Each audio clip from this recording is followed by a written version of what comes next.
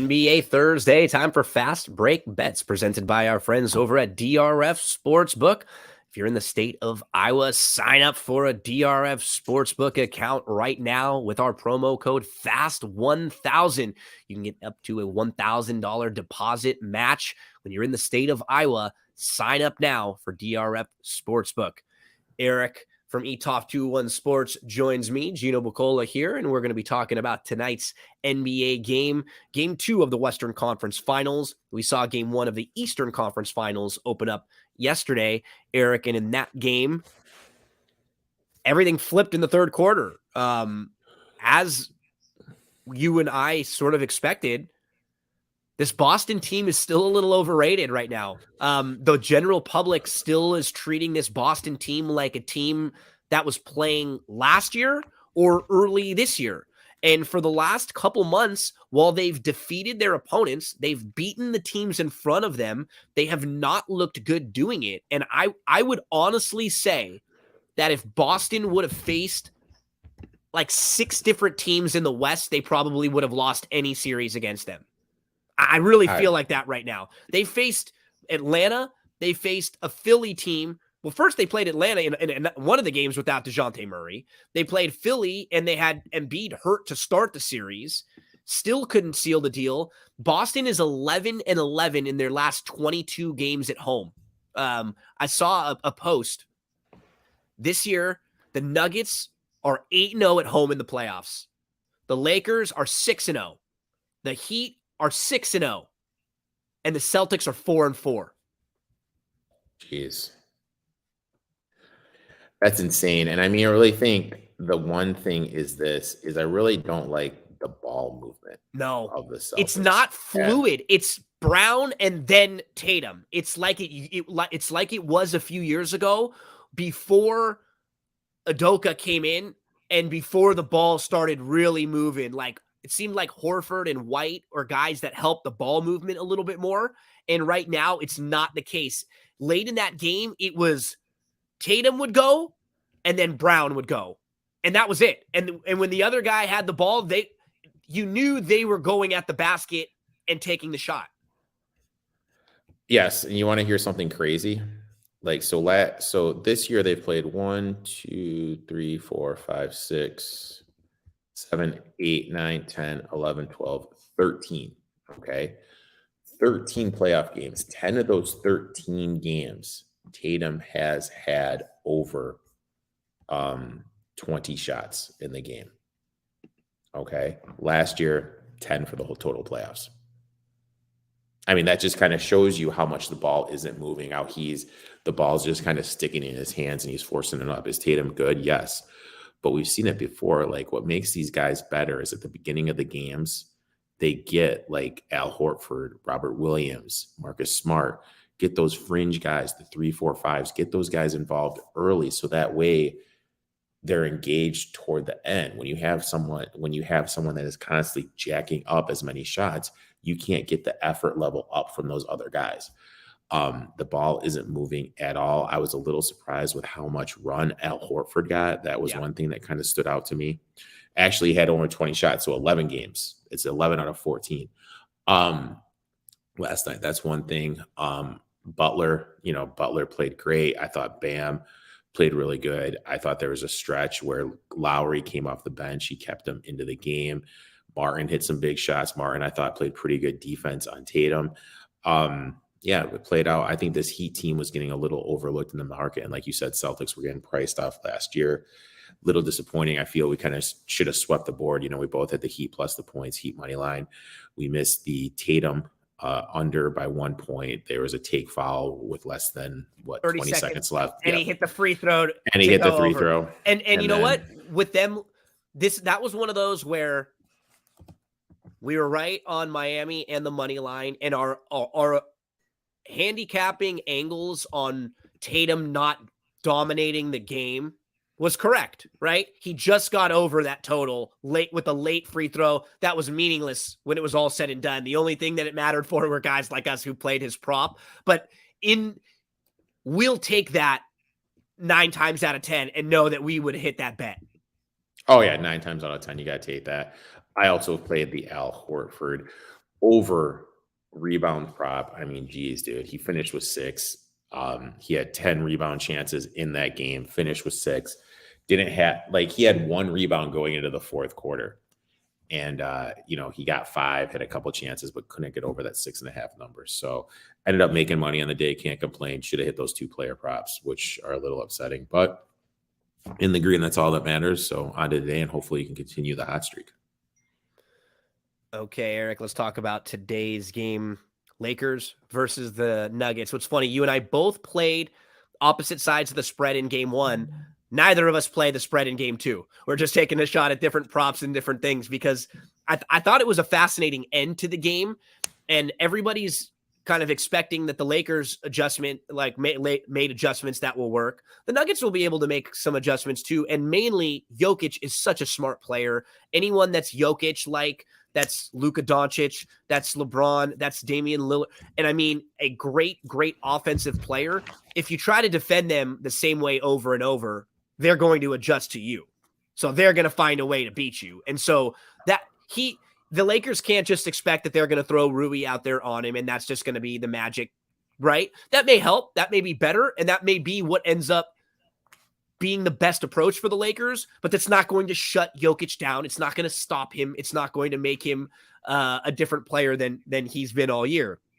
The real key is, what are they going to do early? Because there have been rumors out there about D'Angelo Russell, and if they don't want him to start, if they're kind of scared that if he doesn't start, they may lose him. And I actually agree with that. I think it's too early in the series to automatically say D'Angelo can't play here.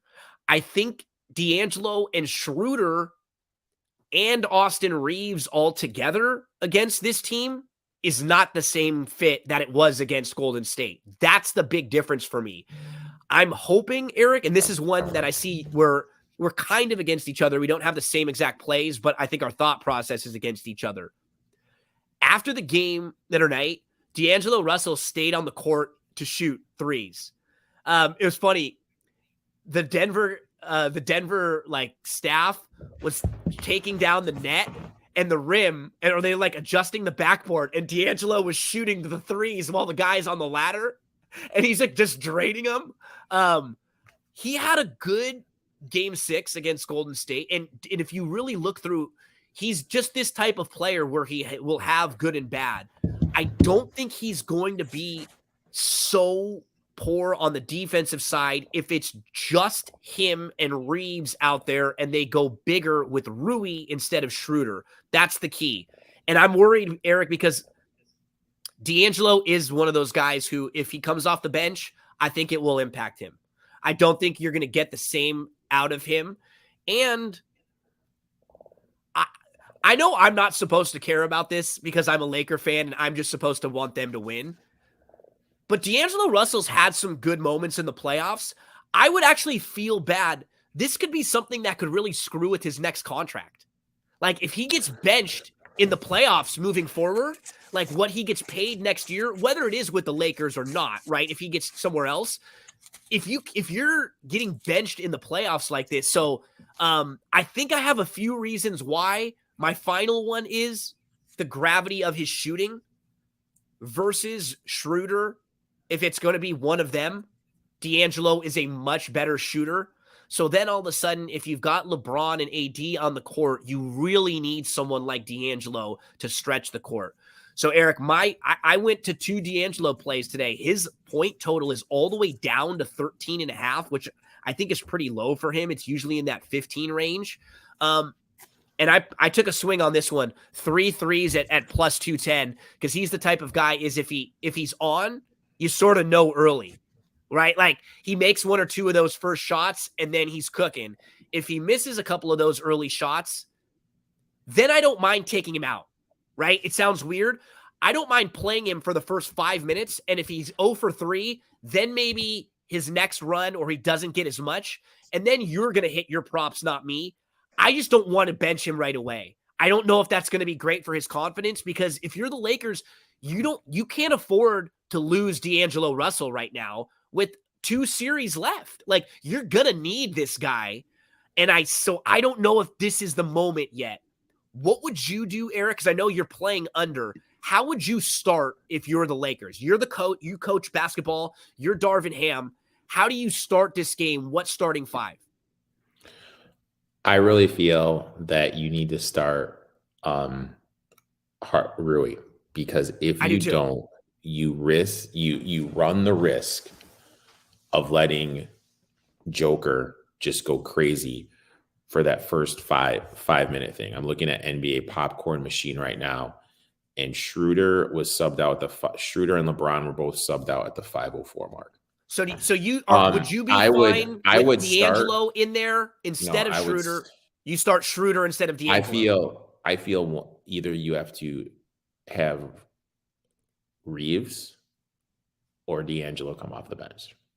I feel that Schroeder athletically on the defensive side of the ball gives you a little bit more than those two guys. So I completely agree with that. My only concern is the shoot defensively when you have Schroeder, LeBron, AD. Rui's been better as a three-point shooter, but he doesn't really have the gravity there. That would be my only concern. I don't disagree with you from the defense standpoint, and even if you end up maybe closing the game with them, I'm a little bit worried about the spacing on the floor. That would be my only worry because Schroeder and D'Angelo are just totally different style of players, and Schroeder, like we've seen, there are games and series that are more Schroeder than D'Angelo. I'm just sort of personally worried about if you've got to try to score with them and you don't have enough of the three-point shooting, can you keep up with them? Kind of like what happened with the Suns, right? Yeah, like if they're shooting threes and the Lakers are shooting twos all the time, it's just math. It's right? Just we're going to be behind a lot. So, I mean, I'm looking at it like this. Like, that's what I would do. I don't think he's going to do it. I will say this, though, that Schroeder and LeBron came out at the 5:04 mark. I think Russell, when he does start tonight, is going to be the first one that exits the game. I agree. And that's fine, especially if he doesn't hit a shot or two, right? Because he's in there to hit shots. If he's not hitting them early and he's not able to create his own shots, like those, get that mid-range, then his value isn't as useful here. So I think it'll be one of those things early. If I were making let's say this, because we are recording this a little bit earlier than most people will see it. So by the time everybody sees this, you may know if they've made a change to the starting lineup. If they haven't, if D'Angelo's starting tonight, bet him first bucket. That would be a play I would make, because I bet you the first 2 times down the court, they're going to try to get him the ball right away. Like they do that with Anthony Davis a lot. If he's on the court, I think they're going to try to get D'Angelo the ball and try to get him comfortable. So if he's starting, throw a little sprinkle on a D'Angelo first bucket, because I could see them having a play or two scripted right away for him. It's like what they do with the wide receiver, right? In the or the running backs in football, someone who's had a bad game, or you've got 3 plays scripted for them right away. Again, if he's not starting, don't play that. But and I'm looking at it like he played 26 minutes. He was minus 25 when he was on the court. He exited the game at the per NBA popcorn machine at the 3:13 mark of the third and didn't come back. And that's, the fourth quarter is when the Lakers made a game out of it with their run. Like I said, if he does start, I think he's going to see limited minutes. I don't think he's going to go over 30 minutes. That's why I played the under 20 points, rebounds, and assists, just because I don't think this is a Russell series because of his limitations defensively. Let's get and one real quick thing about the Warriors, it kind of speaks about when you look at those Warriors team versus the Nuggets team. The Nuggets in game 1 were able to do stuff that made Ham take Russell off the court, that he was a non-factor. Which I will say, which the Warriors couldn't do. No, and you're right, and that was a big. I don't like the fact that Malone, I almost bet the Lakers money line, because I didn't, and I wouldn't be shocked. And even if the Lakers go down 0-2, I'm still not all that worried, because the home away Lakers got to come back take care of home business, and then steal one game on the road at some point. But you could tell the Nuggets never talk. They're not the type of team that talks a lot of trash at all. They're like a very quiet team. They're bothered by how much the Lakers get talked about. And that's just a LeBron thing. It's a Lakers thing. I think it's kind of bothered Denver because they played Durant and Booker and Chris Paul, and everybody was talking about them. And now they're playing the Lakers, and more people kind of want to talk about the Lakers.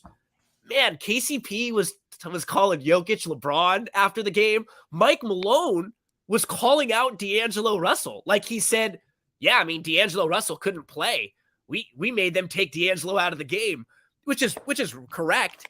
It's just sort of one of those weird things. Like, I don't know if you want to say anything. Like, you're probably the better team, win your games. I just don't know if you want to give the other guys any extra motivation. I wonder if LeBron watches a video of KCP talking with Jokic and saying, yeah, you're like LeBron. Well, does that LeBron look and go, oh, yeah, Jokic is great, but Jokic is LeBron? I don't know. I mean, D'Angelo, like you said, it may not be a fit for him. Mm-hmm. I'm playing more on the narrative, which is something we can kind of do in NBA more than we can in other sports. We'll know pretty early today. If the Lakers are down 15 early on and D'Angelo's getting taken out of the game, he's probably not going to get another big shift in this game. Like they can't afford to do that. So that'll be key. Let's see. What can we get, Erik? And I mean, I'm looking at it right now. 16 points, 3 rebounds, or 16 points, 3 assists, 1 rebound. So we go under your points, rebounds, assist. We go over my 13.5, and we get my 3 threes home. There's a way we can hit it all. How's that sound? That's a way we can get it. I'm looking at some transcripts right now. Malone said Austin Reeves made 2 threes late. I felt we did a great job on D'Angelo Russell. So great that he wasn't even in the game that much in the second half. And then another quote, in game 1, a guy that's played very well for them was not on the floor in the fourth quarter in D'Angelo Russell. Is he trying to get inside his head? Well, no, he just says, to me, that's an interesting storyline. Are they going to play him? He's trying to stir the pot. Are they not going to play them? This is what I mean. He's stirring it. He's throwing some gasoline on the fire, which it's a smart thing to do. And it's not, right? Like, that's like a Phil Jackson thing, right? Like, that's sort of one of those things where you just kind of toss something out there, and this will be a big fact. This will be a big key to like how Darvin Ham handles something like this, right? He's a brand new coach. He hasn't had that many situations like this where you have a guy who, dude, D'Angelo saved you a few times. It's not as if the guy's been bad through a lot of this playoffs, but this particular fit might be bad for him. Maybe it's just in Denver, even on the road. Maybe he'll be a little bit better back home. But if you get down early again, it's going to be hard to feel confident about him. And he is really one of the big storylines in this game too. And this is kind of like the same process that I had with some of these Clint Capella bets that we were doing earlier in these playoffs, him not being, in my eyes, a good fit on the court. So I'm going to bet his under props. And that's basically just my thought process with D'Lo here. So we're on the same side on the next prop. I think if the Lakers do play into the adjustments that they made, where they have Rui either starting or quickly coming off the bench, and Rui playing more, because like Rui's not going to shut down Jokic, but what we've seen from Jokic where guys slow him down are bigger, thicker bodies, right? That is what hurts Jokic a little bit. You don't realize how big and thick he is, and a guy like Anthony Davis, Jokic just can overpower him a lot of the time because he has so much mass. Rui's a little different. Rui is bigger than you realize too. Like he's a solid 6'9", and he is thick. And what I like is that Phil Handy, who is a fantastic assistant coach, he's one of the best assistant coaches in the league, like a really good skills guy for the Lakers. He has worked a lot with Rui. And the one thing that you notice with Rui is he realizes how big he is now. He gets the ball and he goes down. He takes guys down in the block right away. He always uses his sides on smaller guys. And I think that actually he just plays into his size a little bit. He's tougher.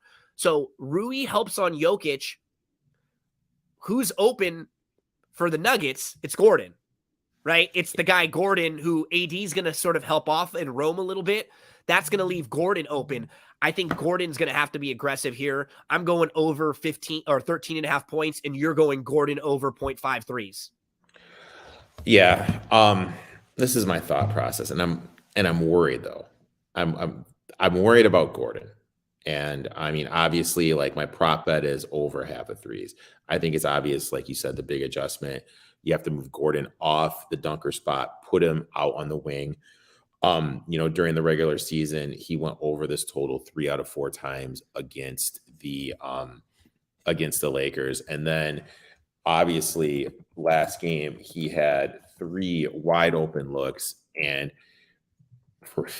just the ball just didn't go in. Looking at his splits at home, for the regular season, he is shooting 35% on threes. So law of averages, one of them has to go in if they are open looks. My one thing is this: we're talking about adjustments the Lakers can make. I really feel though that adjustment the Nuggets can make is if they go small and I'm looking at the plus minuses right now in NBA popcorn machine.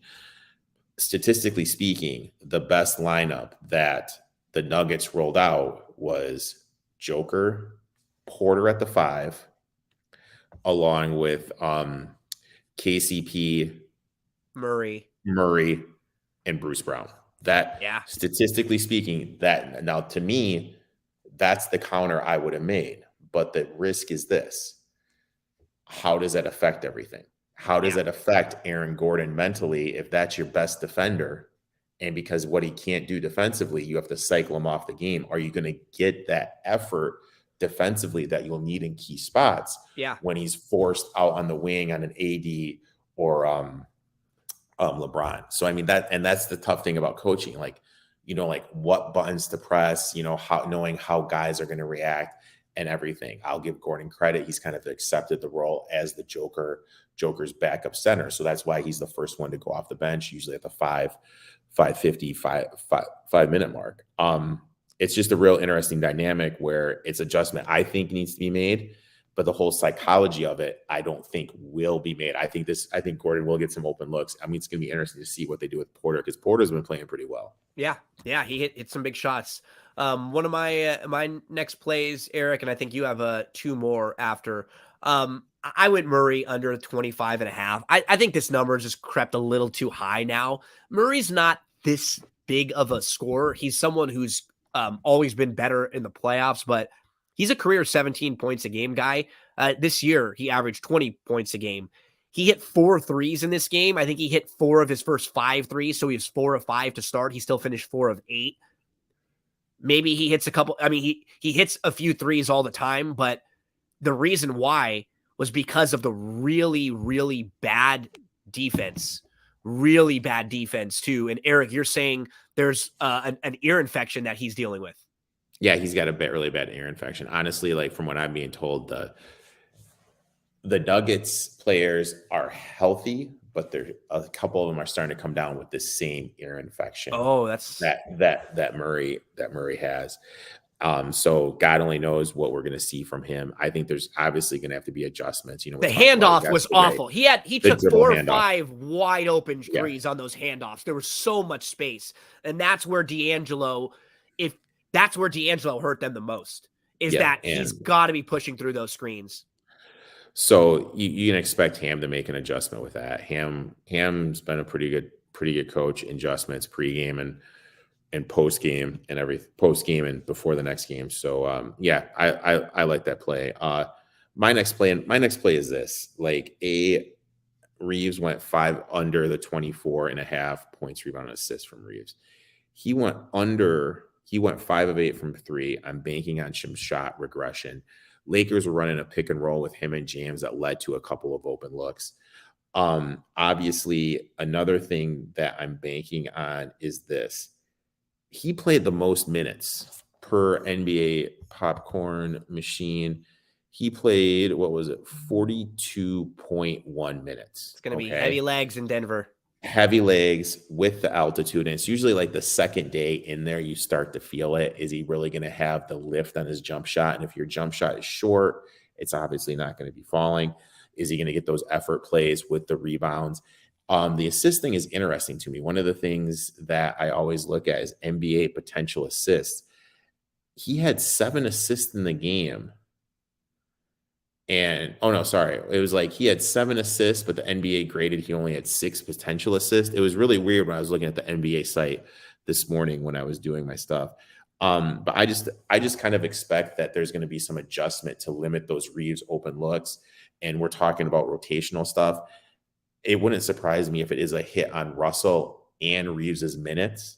And we're talking about maybe starting Rory if they do start him and figure they need to keep Russell in the starting lineup. I think Reeves is going to be the one because of the attitude the kid has. Hey, you're coming off the bench this game. And I don't think you don't lose Reeves. Yeah. I don't think with his mindset, he's going to really, you wouldn't lose do him. that. So, but I mean, basically the main cap on this one is look, 42 minutes in altitude in a game with a fast pace. That was a very fast-paced game. And both of those teams played at an insane pace, and now they're going to make it did feel like a real game one feeling each other out game, and right? Like this, and like, look, I'm just betting the trend here. I use Bet Labs. If you're a bettor and you don't use Bet Labs, you're really missing out because it's great at finding these trends and everything. Game 2 unders after game 1 went over is hitting at 70%. So I'm betting the trend here that's 70%, plus you mentioned the pace. I think these guys are going to be tired. Let's just kind of look at the Lakers minutes real quick. Reeves 42.1, LeBron 39.9. We got AD at 41.8, and then you look at everyone from the Nuggets. Joker played 42.4. Everyone else was in the mid-30s. Murray, 37. Gordon, 36. Porter, 34.5. Pope, 36. And then the next highest one was Bruce Brown. But there's a lot of key guys that had over 40 minutes in AD and Russell. LeBron right there at 39.9. I don't know. I just think there's going to be a lot of tired legs. And we need to remember the Lakers – one of the best defenses in the league. I think this pace is going to be slower. You allow Lakers to get in that half-court defense. It's going to be a little bit harder for the Nuggets to get some points up. So I like the under 227. And I really feel right now, just looking at the big board of everything, I kind of feel whoever wins this game is going to be in the driver's seat to win a championship. Yeah, I completely agree. This is a huge game. Again, if you're the Lakers and you're going home, can you come back? Yes, but you don't want to be in a situation where you have to win 4 out of 5 games like that. I will say this. I will say this. Like these lines, like these books are doing an absolute primo job of having these lines come out right away. I'm saying if the Lakers lose, we have to figure this is going to be a 2.5, 3, maybe 3.5 on the high end spread. Yep. You have to lock in the Lakers right away because that number is going to escalate. It's going to balloon. Yep. Okay, Erik, let's get to Thrive Fantasy, that website that we love. It's a DFS website where you can play in all sorts of contests. You can play like head-to-head matchups. You can play in contests against 50, 100 other people, or you can get in the prop lobby and you can play props. What's great is that when you bet these props, you get better value than if you were to bet them anywhere else. Prop parlays pay 3.2 times your entry on a 2-prop parlay, 5.2 times on a 3-prop parlay. So you will not get this same value, these same payouts anywhere else. When you sign up for Thrive Fantasy, make sure you deposit and make sure you use the promo code GINO. It'll get you a match deposit bonus from 25 all the way up to 250.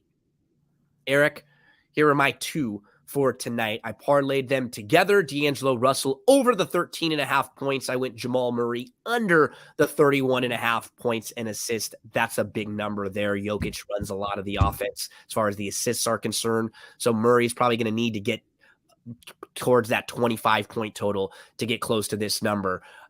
Those are my two for tonight. Any plays for you on Thrive Fantasy? Obviously I did the D-Lo under points, rebounds, and assists. Just so we got the beer bet on that one straight up. And then I did. Well, you could still hit yours, and I could still hit mine. That's the thing. That's true. That's what's great. We could get that middle. My second part of mine is I went Michael Porter Jr. over 6.5 rebounds. Went over this total last game. Over 7 of 12 playoff games. Second on the team in potential rebounders. And I don't know. I just kind of feel like if Malone does make the adjustment and does for a little bit of the game play a little bit of smaller ball, and Porter is playing the power forward position, I think that kind of fits out pretty well for him to go over this 6.5. So I'll have my second piece be Porter over 6.5 rebounds. There's a look at all the possible props you can play today, and you can connect. Remember to use that promo code GINO when you do. Erik, buddy, good luck to you in your plays today. We'll be back tomorrow to talk game 2 of Boston and Miami. Thanks so much, everyone, for hanging out with us. Remember to head to Thrive Fantasy. Use that promo code Gino. And if you're in the state of Iowa, DRF Sportsbook, use the promo code FAST1000 for your match deposit bonus.